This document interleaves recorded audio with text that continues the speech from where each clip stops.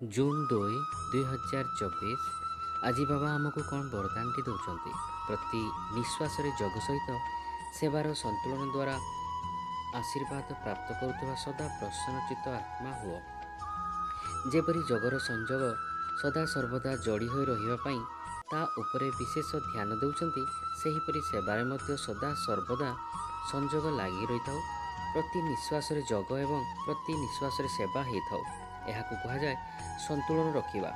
ଏହିଭଳି ସନ୍ତୁଳନ ରଖିଲେ ସର୍ବଦା ଆଶୀର୍ବାଦର ଅନୁଭବ କରିଚାଲିବ ଏବଂ ଅନ୍ତରର ସର୍ବଦା ଏହି ଶବ୍ଦ ବାହାରିବ ଯେ ମୁଁ ଆଶୀର୍ବାଦରେ ହିଁ ପାଳିତ ହେଉଛି।